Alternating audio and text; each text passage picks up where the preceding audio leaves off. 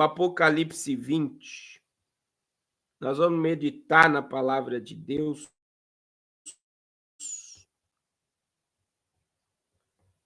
Nessa noite. Glória a Jesus. Glória a Jesus. Glória a Jesus. Vamos ler Apocalipse 20. A gente terminou nos livros no domingo. E hoje nós vamos concluir, irmãos, a questão do reino milenial. Vamos ler Apocalipse 20, versículo 13, 14 e 15. Vamos ler do 11 ao 15. Eu vi um grande trono branco e o que estava sentado sobre ele, cuja presença fugiu a terra e o céu e não se achou lugar para eles. E vi os mortos, pequenos e grandes, que estavam diante de Deus. E eu expliquei aqui que os pequenos e grandes não é de estatura, mas é de posição, é reis, artistas, músicos e pessoas simples, pequenos e grandes. Aí olha o que diz, que estavam diante de Deus e abriram-se os livros e abriu-se o outro livro, que é o da vida. Só tem um livro da vida. E os mortos foram julgados pelas coisas que estavam escritas nos livros segundo as obras.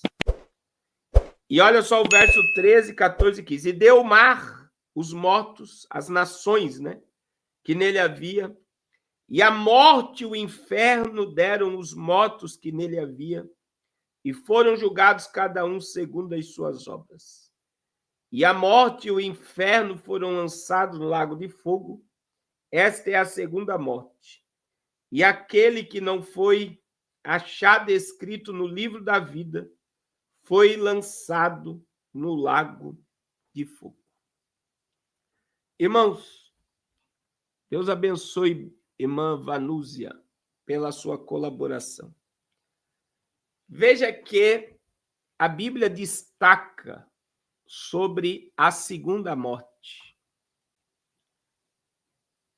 Existe a morte física e existe a morte eterna.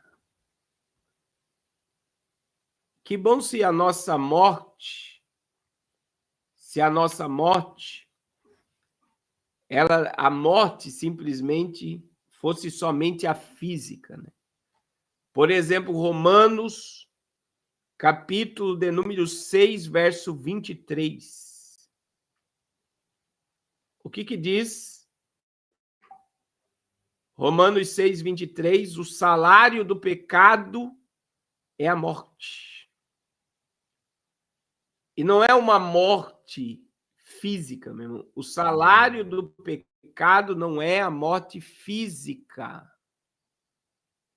O salário do pecado, a palavra morte ali no grego, significa uma separação eterna de Deus.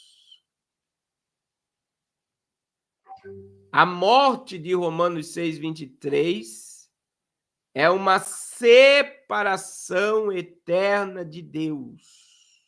Essa é a morte. Então não é a morte do corpo, é a morte eterna. Então veja que no trono branco, irmãos, nós temos, a gente falou, né? Nós iremos julgar os anjos. No trono branco,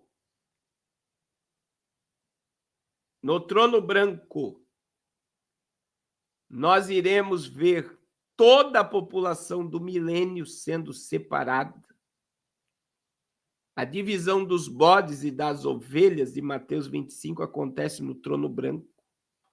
Os que estiverem à direita vão ouvir Jesus dizer: vinde benditos do meu Pai, possuí por herança o reino que vos está preparado desde a fundação do mundo. Mas aqueles que se rebelarem no final do milênio serão julgados. E no trono branco, vamos ler lá, irmãos, Mateus 25. Mateus capítulo 25. Essa divisão de bodes e ovelhas aqui acontece no trono branco. Não existe. Olha só, Mateus capítulo 25, versículo 31. Para os salvos, ele vai dizer. Ele vai dizer para eles. Ele vai pôr, olha só o que está dizendo, ó. Versículo 31. E todas as nações serão reunidas diante dele e apartará uns dos outros, como o pastor aparta os bodes das ovelhas. E dirá o rei aos que estiverem à sua direita: vinde benditos o meu Pai, possuí por herança o reino que vos está preparado desde a fundação do mundo.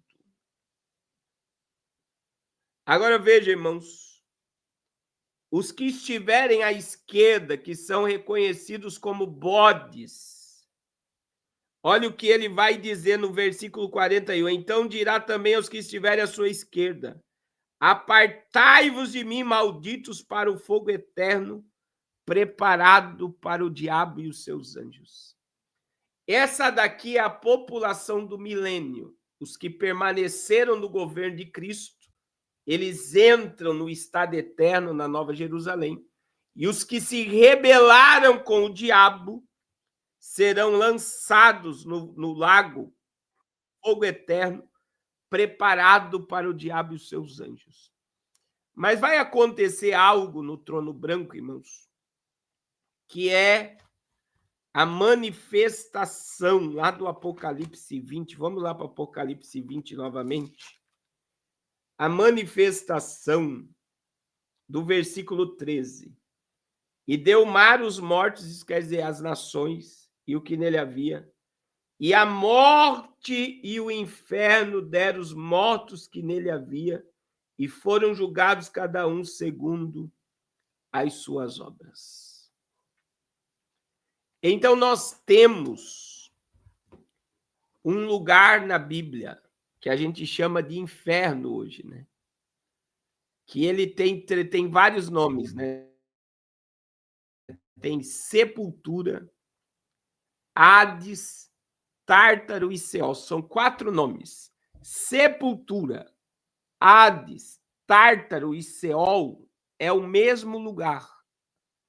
É aonde descem as almas sem salvação. Que é a antessala do lago de fogo, do estado eterno longe de Deus. Então, veja, eu vou repetir. Quando você lê sepultura, Hades, Seol e Tártaro, é o mundo dos mortos. Quando a Bíblia diz aqui que deu o inferno, deu os seus mortos, é que o mundo dos mortos sobe na sala do trono. Agora, meu irmão, eles não serão julgados para uma absorvição.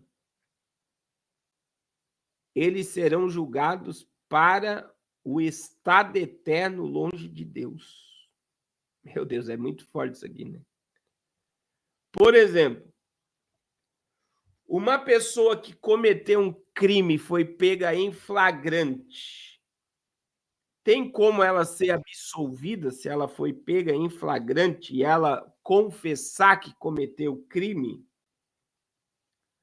Existe uma penalidade que aquela pessoa vai ter que cumprir.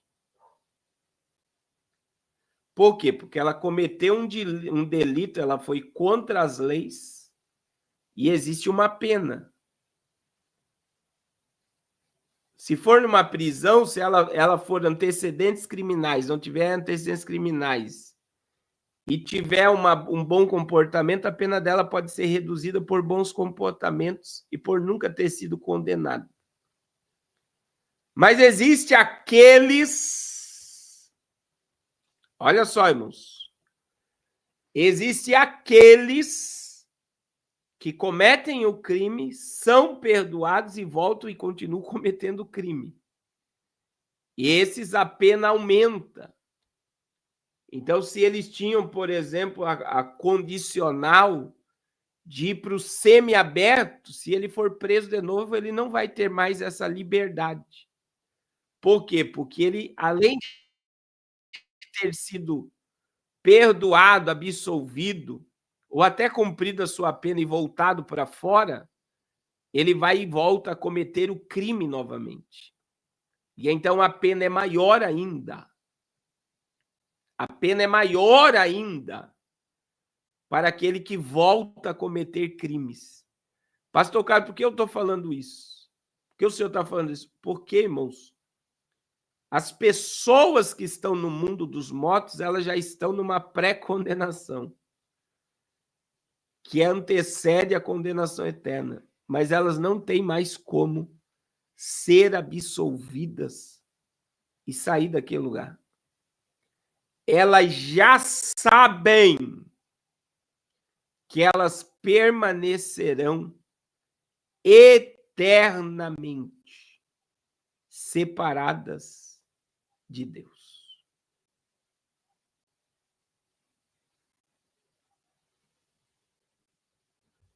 Então eu digo para vocês, eu vou dizer algo para vocês aqui que desceu ao meu coração agora. Era melhor, irmãos, você nunca ter conhecido a Jesus e viver no tempo da ignorância do que conhecer a Jesus e não praticar o que Jesus ensina. Porque há um julgamento maior para quando eu conheço a verdade e eu não pratico a verdade do que aquele que não conhece. Que a Bíblia trata aquele como aquele que está no tempo da ignorância. Mas a Bíblia diz que quem muito é dado, muito é cobrado mesmo.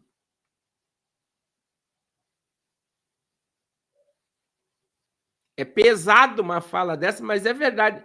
Era melhor você nunca ter conhecido do que conhecer e não praticar.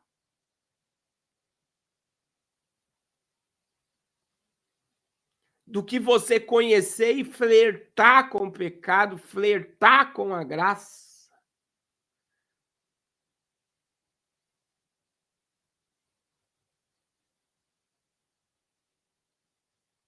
Então tem muita gente brincando com coisa séria mesmo. Tem muita gente, quando você adere a esse pensamento, uma vez salvo, salvo para sempre, ele é totalmente perigoso. Quando você não se arrepende mais, quando você não se humilha mais, quando você não tem uma vida de piedade, quando você submete a tua carne a todos os teus prazeres pecaminosos, e achar que está tudo bem é um perigo. Achar que está tudo tranquilo é um perigo.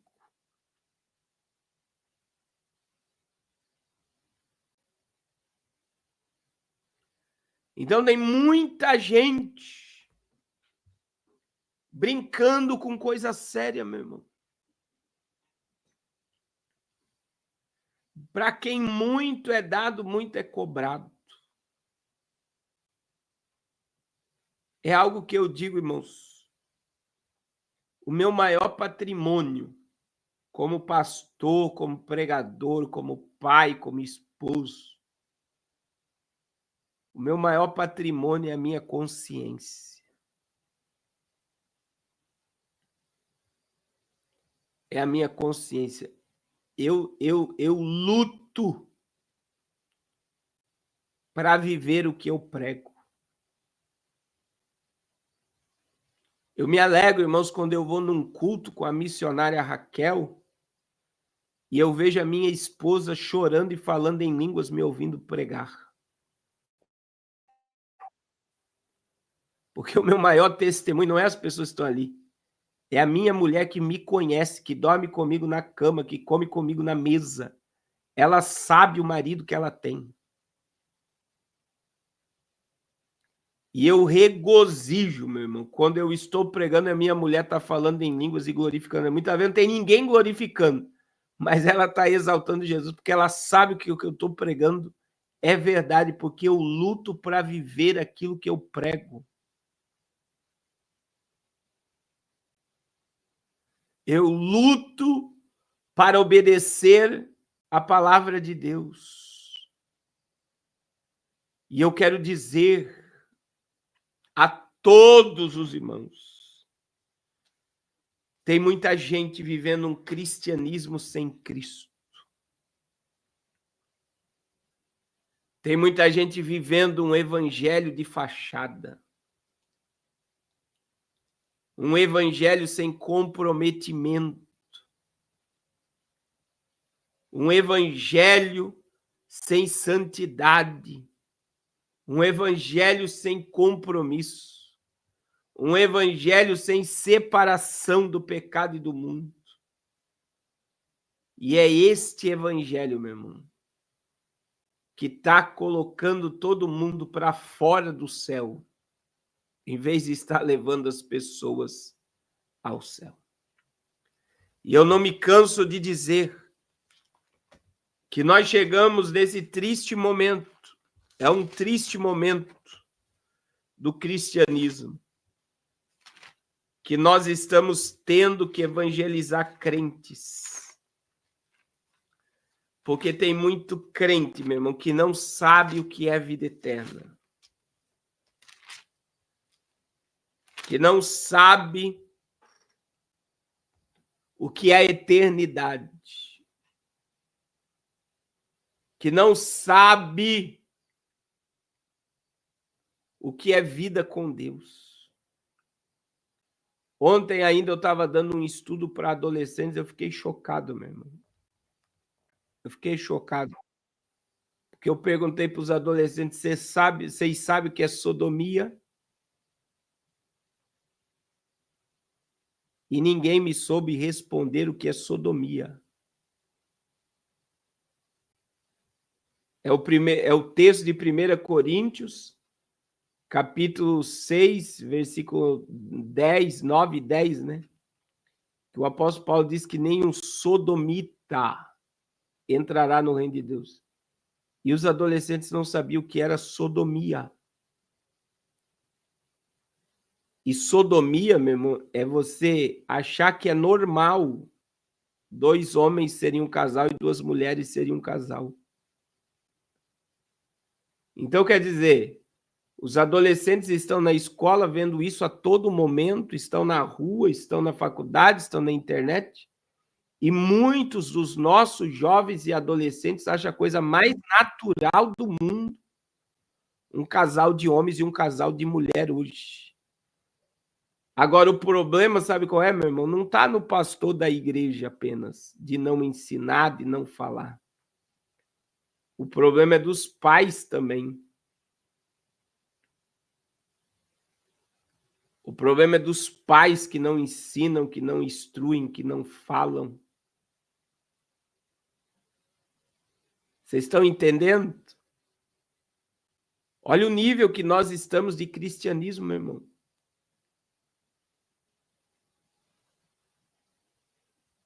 Olha o nível que nós estamos vivendo, em que as pessoas estão achando natural afrontar a Deus. E achando que Deus ele é um pai amoroso, cheio de graça, e que ele não vai corrigir, não vai fazer nada. Diante dessa situação. E, meu irmão, compreenda. É muito importante você compreender, você entender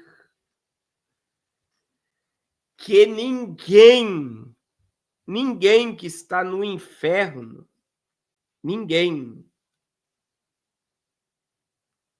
Ninguém que está no inferno está lá inocente.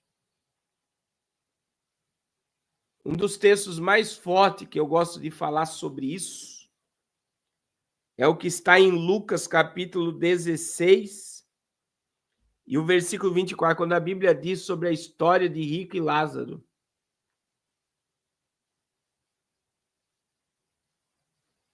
Olha o que diz. O rico estava no tormento, irmãos. O rico estava no tormento. E aí ele diz, ó, e clamando disse, Pai Abraão, tem misericórdia de mim.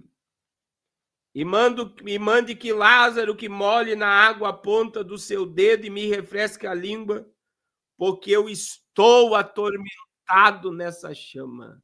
É neste lugar que o rico está que vai aparecer no trono branco. E este versículo, meu irmão, ele mexe comigo. Por quê? Porque o rico, no tormento, ele clama por misericórdia.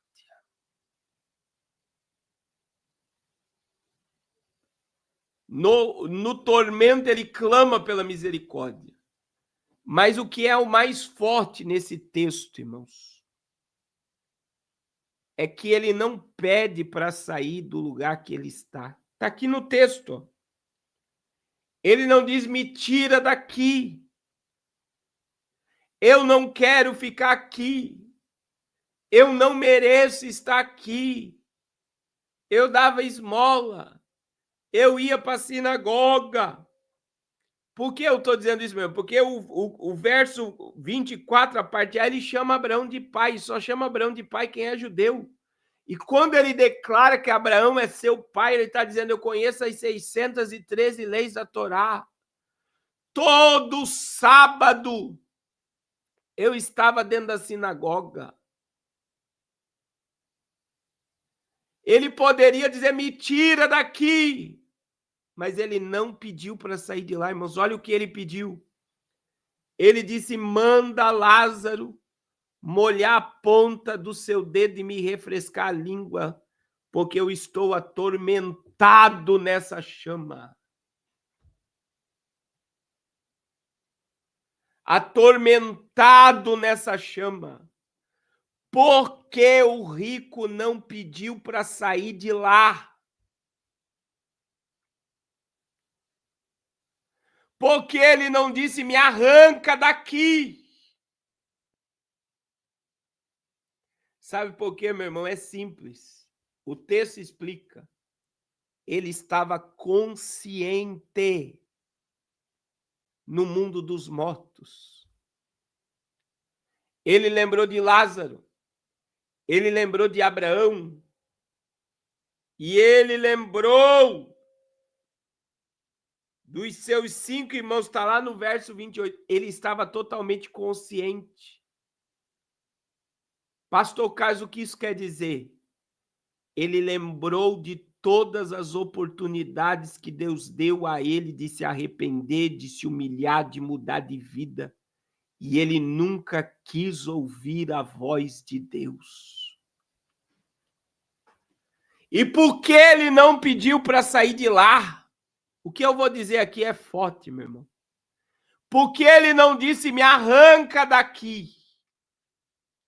Porque ele sabe que merece estar aonde está.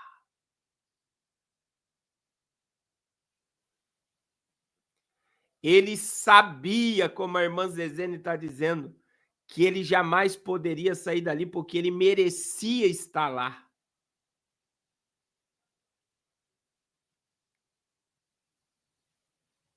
É este lugar que vai se apresentar diante do Hades.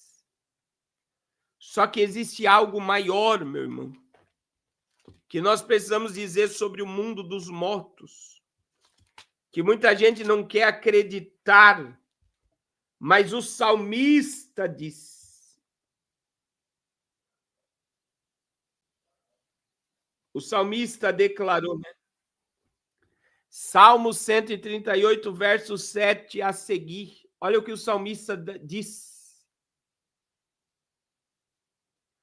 O salmista diz: para onde mirei do teu espírito e para onde fugirei da tua face? Se eu subir ao céu, lá tu está. Se eu fizer no inferno a minha cama, eis que tu ali está também. E se tomar as asas da alva e habitar na extremidade do mar, até ali a tua mão me guiará e a tua destra me susterá. Agora olha o que diz o verso 8. Se eu fizer no Hades a minha cama, eis que ali estás também. Meu Deus. Pastor Carlos, o que isso quer dizer? Que a presença de Deus, ela está no mundo dos mortos. Isso não quer dizer que Deus habita lá, mas a presença de Deus está lá. Por isso que Deus é onipresente. Deus está em todo lugar. Não existe um espaço, um local em que Deus não esteja.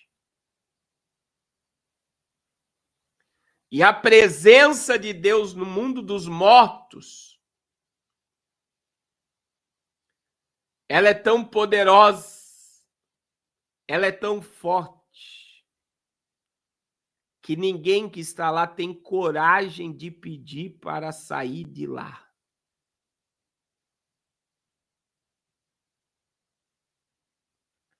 A presença de Deus naquele lugar é tão forte, ela é tão poderosa, que ela revela o estado das pessoas que estão ali. A consciência e as oportunidades que elas tiveram, mas elas conscientemente rejeitaram o amor, o perdão e a misericórdia de Deus sobre a vida delas. Aleluia, Jesus. Aleluia, Jesus. Meus irmãos, eu não sou um pregador fatalista, tá? O fatalista é aquele que pecou, perdeu a salvação e foi para o inferno. Não.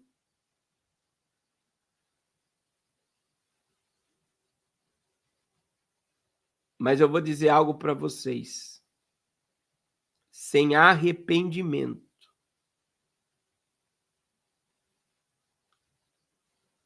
sem conversão genuína, sem santidade, sem separação, tem como nós vemos a Deus, meu irmão. Isso está na Bíblia. São dois textos que todo salvo precisava entender. Hebreus 12, 15. Segui a paz com todos. Segui a paz com todos.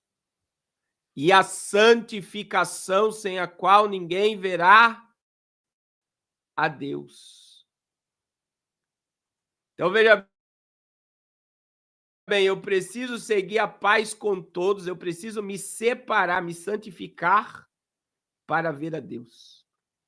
Agora, 1 João capítulo 1, versículo 7, as pessoas só pegam, irmãos, eu acho que é Hebreus 12, 14. As pessoas só pegam 1 João 1, 7. É 12, 14, irmão Miros, 12, 14. 1 João capítulo 1, versículo 7, as pessoas só pegam a última parte do versículo: o sangue de Jesus me purifica de todo pecado. Mas não é isso que está escrito no versículo. O que é que está escrito no versículo? Se nós andarmos na luz, como ele na luz está, e tivermos comunhão uns com os outros, o sangue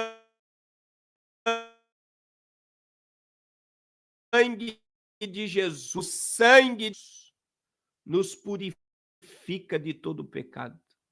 Veja que para o sangue de Jesus me purificar, tem preciso andar na luz como ele na luz está.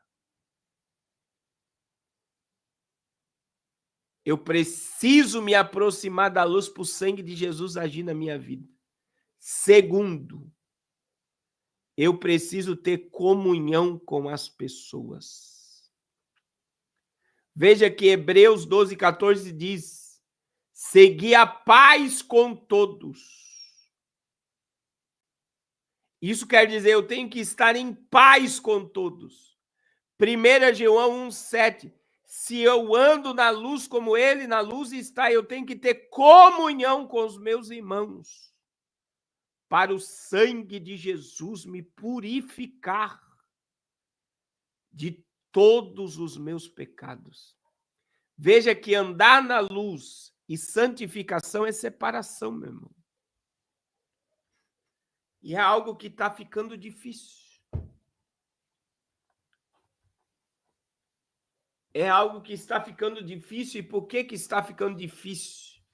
Porque não se prega.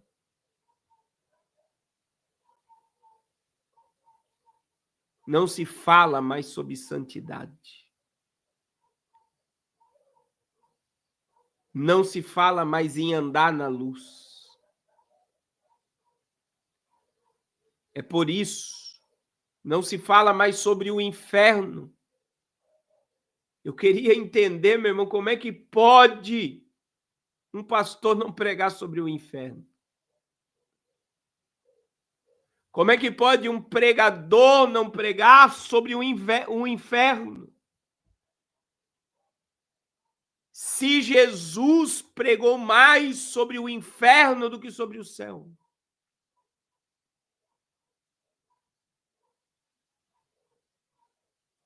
Jesus pregou mais sobre o inferno do que sobre o céu. E por que Jesus pregou mais sobre o inferno do que sobre o céu, meus irmãos? Porque ele desceu do céu para livrar a minha e a tua alma do fogo do inferno.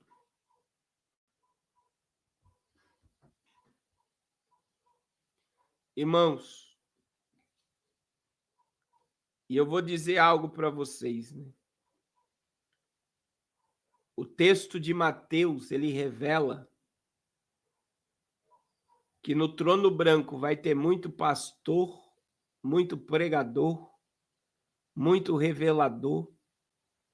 Vai ter pessoas no trono branco que expulsaram demônios. Vai ter pessoas no trono branco que levaram multidões aos pés de Jesus. Pastor, está na Bíblia, meu irmão. Mateus. Olha o que diz Mateus, capítulo 7.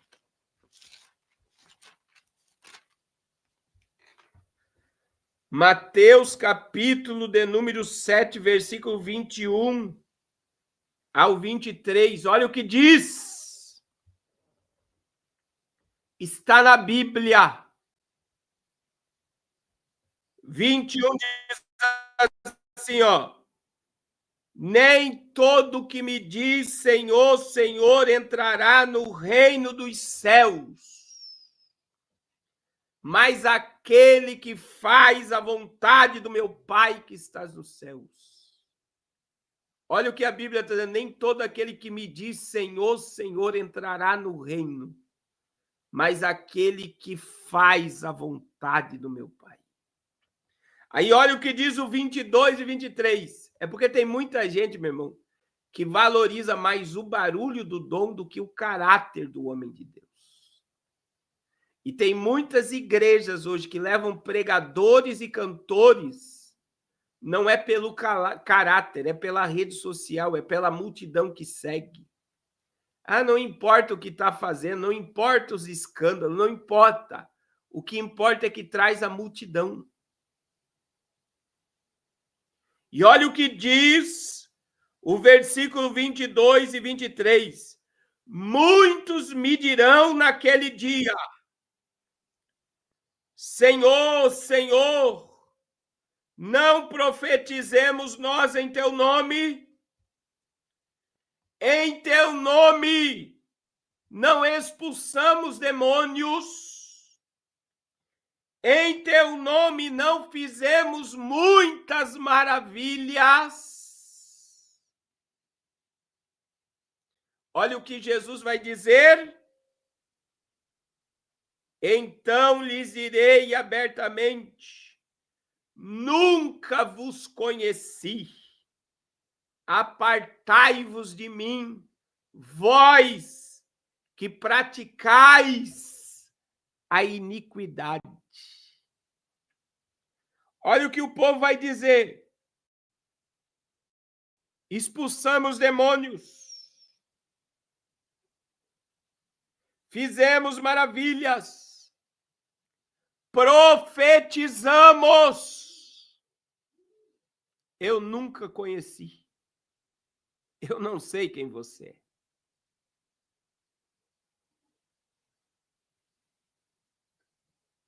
Eu não sei quem você é.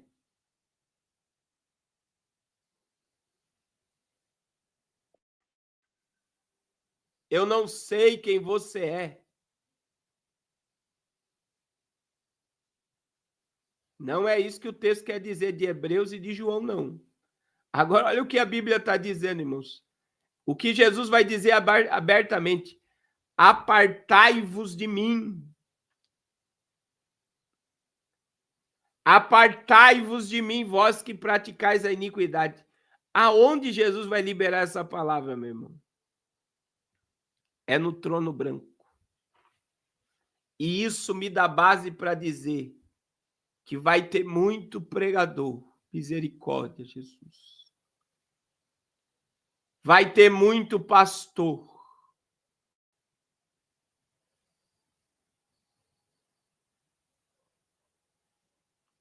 Vai ter muito cantor. Vai ter muito revelador e muito profeta. Achando que porque fazia as coisas no nome de Deus, era digno de ser salvo.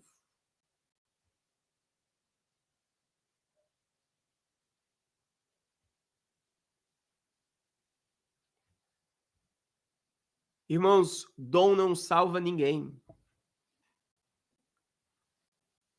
Irmã Adriana, a gente é santo não para ser salvo, a gente é santo como estilo de vida. Se eu sou filho de Deus, eu tenho prazer de me separar do pecado.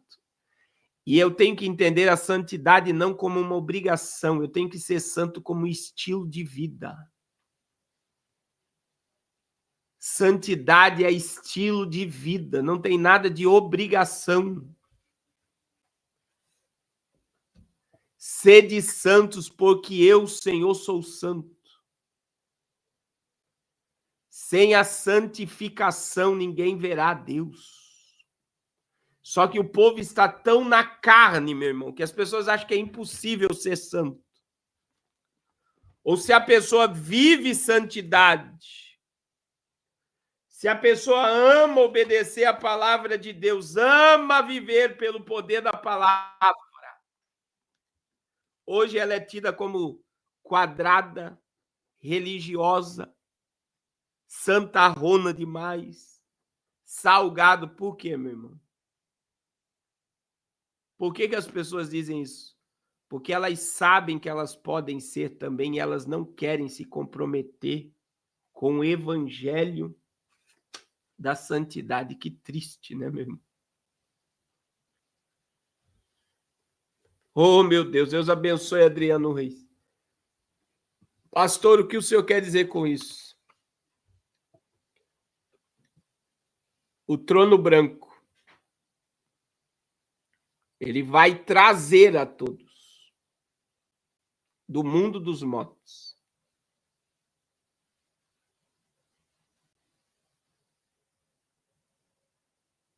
E ele vai lançar, as pessoas serão lançadas no lago de fogo. E aí vem o estado eterno dos mortos, a segunda morte, a separação eterna. E aí vem o estado eterno dos salvos, a nova Jerusalém. Irmãos, a nossa vida, ela é tão limitada, para nós concluirmos, que a gente não pensa e não para analisar sobre a vida eterna. Irmãos, esse mundo de maravilhas que muita gente quer aqui na Terra, ele não existe na Terra por causa da corrupção do pecado.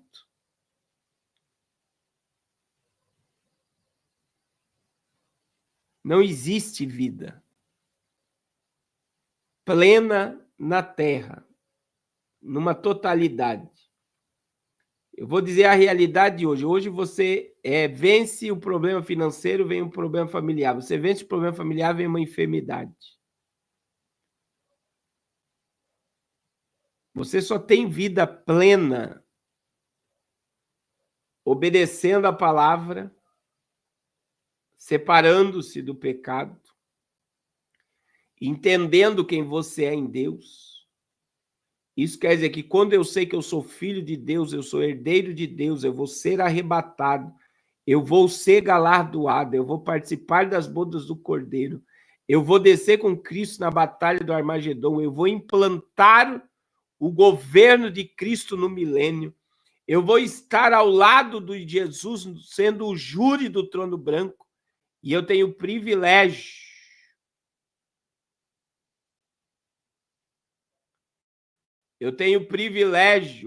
de estar com Cristo por toda a eternidade. Eu entendo, meu irmão, que vale a pena suportar o processo. Mas veja que existe um lugar que não é fictício. Ele não é Atlanta, né? Porque existe a Atlanta, diz que existe a cidade de Atlanta, para mim é a procura do Éden, que até Hitler fez expedições para a Antártida para achar Atlanta, que seria um mundo perfeito. Não existe. Mas a Bíblia diz que existe o quê? A nova Jerusalém. Lá não vai haver lágrima, não vai haver dor, não vai haver maldição. Nela estará o trono de Deus e do Cordeiro. Lá estará a árvore da vida. A cidade tem 12 portas. É Atlantis. As portas estarão abertas. E nós teremos acesso a esse lugar não por 50 anos, irmãos. Não é 60 anos, não é 70, não é 80, não é 90. Nós estaremos neste lugar de eternidade a eternidade.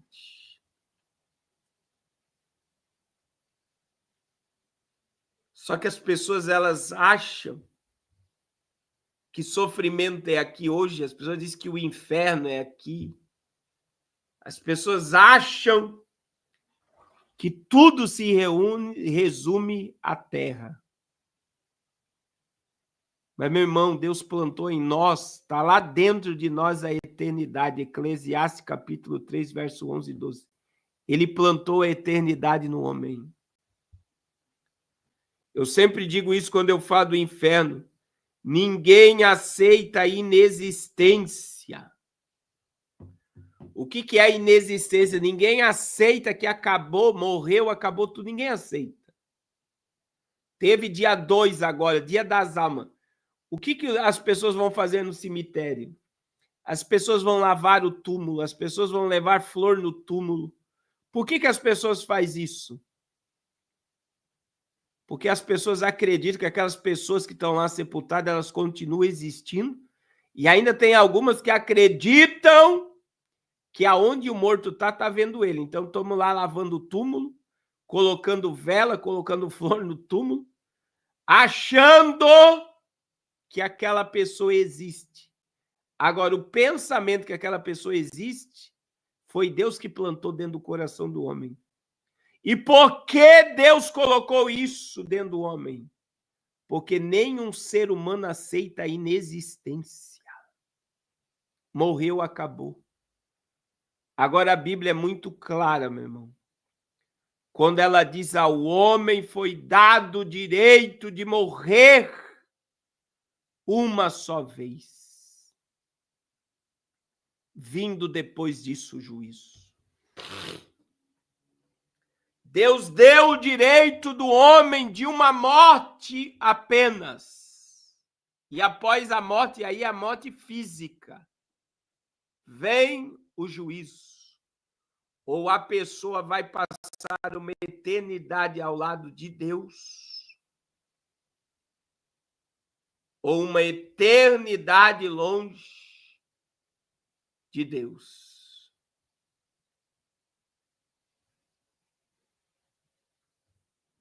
Aleluia. Aí cabe ao homem escolher o lugar que ele quer passar a sua eternidade. O homem é livre para escolher.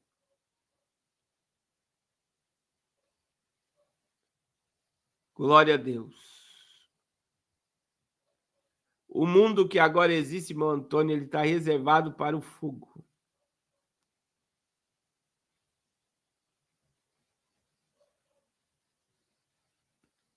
E nós habitaremos por toda a eternidade na Nova Jerusalém. Eu quero te dizer em nome de Jesus, meu irmão. Não brinque com coisa séria. E eu quero concluir essa mensagem hoje dizendo uma oração de um pregador.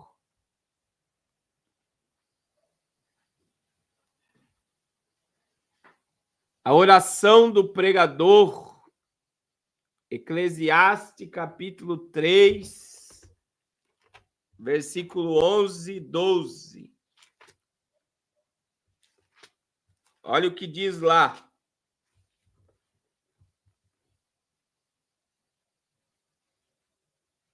Versículo 11, ó. Tudo fez ao seu tempo e também pôs a eternidade no coração do homem. Algumas traduções estão dizendo pôs o mundo no coração do homem, mas alguns dizem eternidade. Agora eu quero concluir essa mensagem dentro da oração de um pregador, que ela nos livra do peso, irmãos. Qual é o peso? Tem muita gente que não suporta o vício porque é pesado. Mas olha como é simples você ter o entendimento. O pregador orou a Deus e disse assim: Senhor, se eu te sirvo por causa das coisas que existem no céu, que eu nunca entre dentro do céu.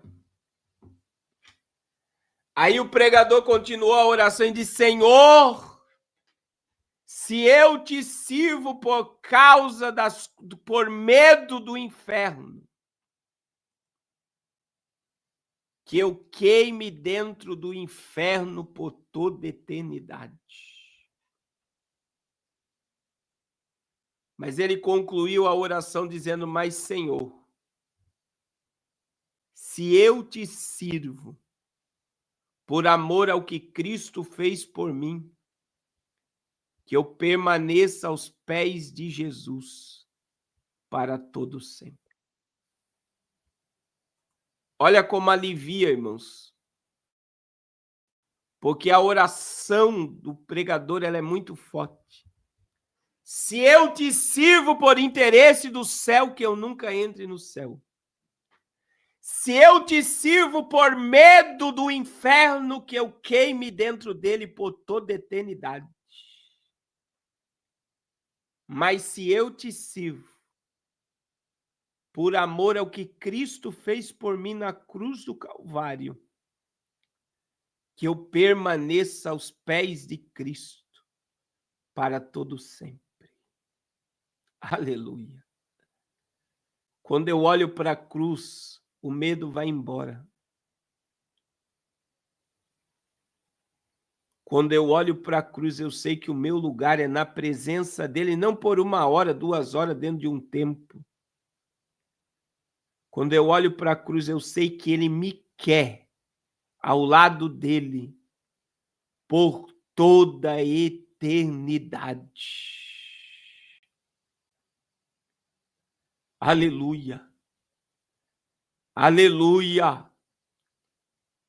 Quando eu me envolvo com a cruz, eu sei que o perdão está liberado, que a maldição foi quebrada, que o véu foi rasgado, que o paraíso foi aberto, e ele me quer ao lado dele para todo sempre.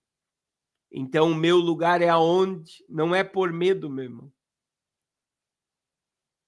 Não é medo do inferno. Não é interesse pelo céu.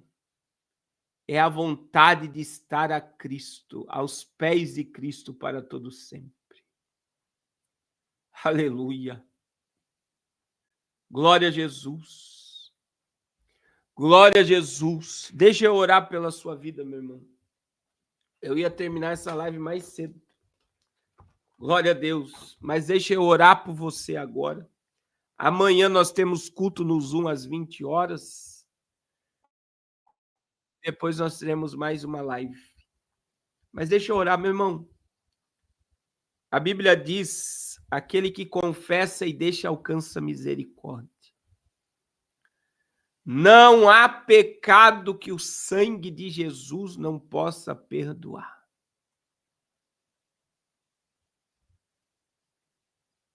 Aleluia. 1 João capítulo 1, versículo 9.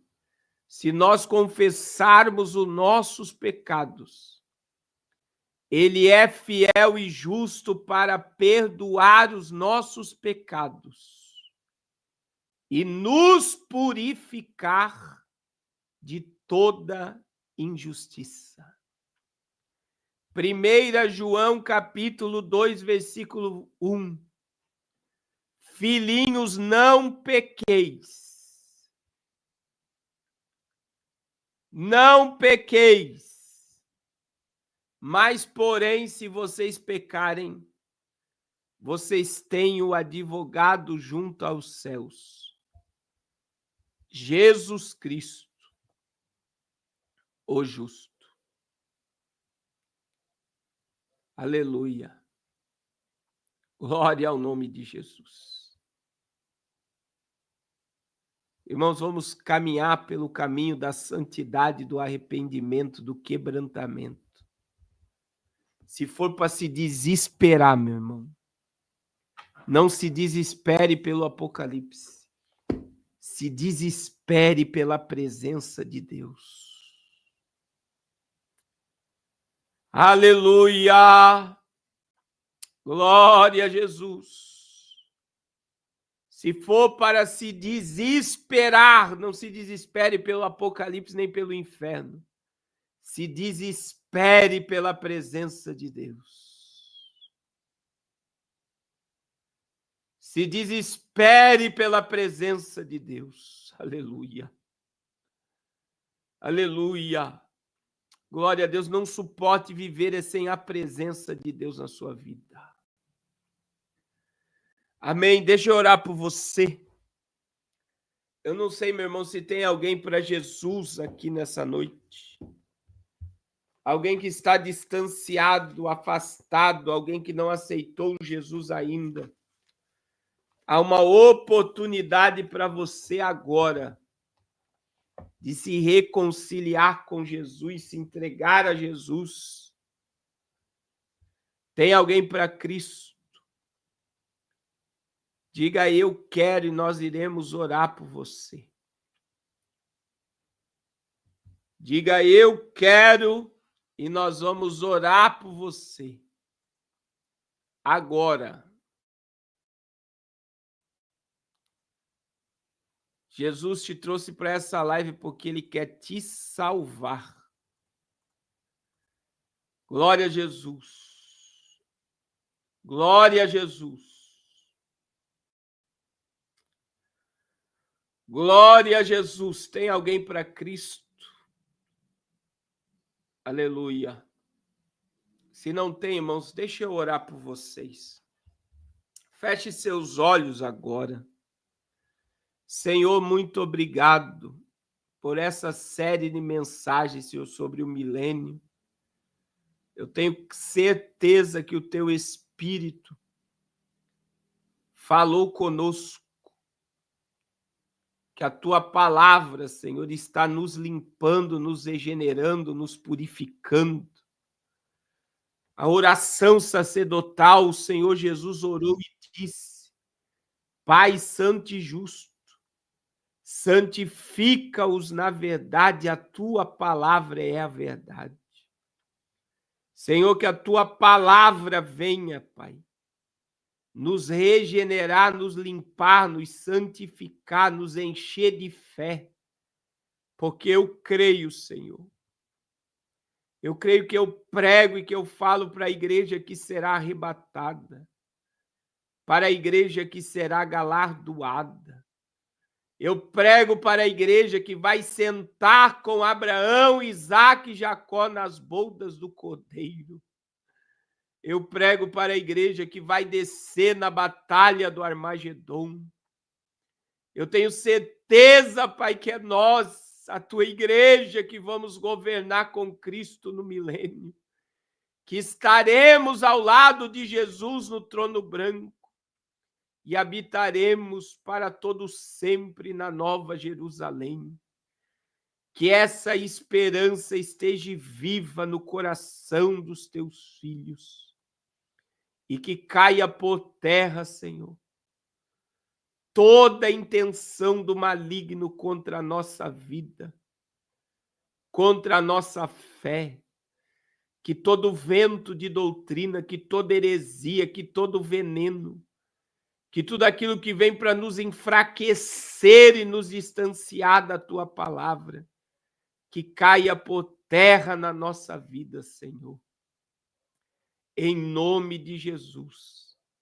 E que cada dia mais nós possamos, Senhor, crescer na graça e no conhecimento do Senhor Jesus Cristo. Amém. Glória a Deus. Amém, meus irmãos. Que Deus abençoe a sua vida de uma forma poderosa. Irmãos, não esqueça de abençoar o projeto Arrependa-se. Na próxima semana nós iremos comprar as cestas básicas para o Natal missionário. Amém? Então não deixe de enviar a sua ajuda e a sua contribuição em nome de Jesus. Glória a Deus. Eu vou mostrar um vídeo para vocês no final da live, se você quiser assistir, do trabalho que foi feito ontem na África. Foi feriado ontem, segunda-feira, dia 11. E eu vou mostrar um vídeo para vocês. Tem mais de 200 crianças que receberam a palavra, receberam a Jesus. E sábado agora tem mais 200 crianças. Então não deixe de abençoar esse projeto que tem abençoado tantas vidas. Amém? Deus abençoe e até amanhã. Às 9h10 da noite estaremos aqui ao vivo, em nome de Jesus. Deus abençoe. Deus abençoa rica e poderosamente o projeto Arrependa-se. É notório a alegria no coração das crianças, comendo e alegrando-se. Realmente, em um dia como este, é notório. A alegria no coração das crianças. Deus abençoe o pastor Carlos Cardoso. Deus abençoe a pastora Raquel Cardoso e a visão do projeto Arrependa-se. É notório. Vai cair. Oi, olha, tá caindo. É notório, alegria no coração. É notório auditório.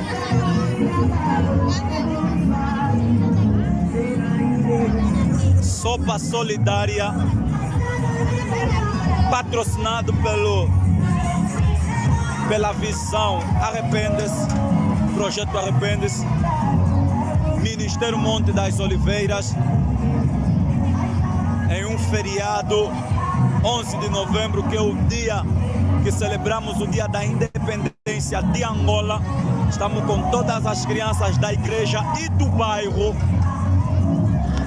E esperemos que nos próximos eventos enchemos este campo de adoração com as crianças do ministério. Redobraremos mais a evangelização. Hoje estamos com mais de 200 crianças e no próximo encontro esperemos estar com mais de 300 e 500 crianças. Fizemos as crianças receberem Cristo como único Senhor e Salvador, falando debaixo do tema Jesus no coração da criança, e não abstando-nos ao comer ou alimentar as crianças, mas levando Cristo para as crianças. E hoje, mais uma vez, elas aceitaram Cristo no seu coração como o único Senhor e Salvador. E Deus abençoe. Deus abençoe.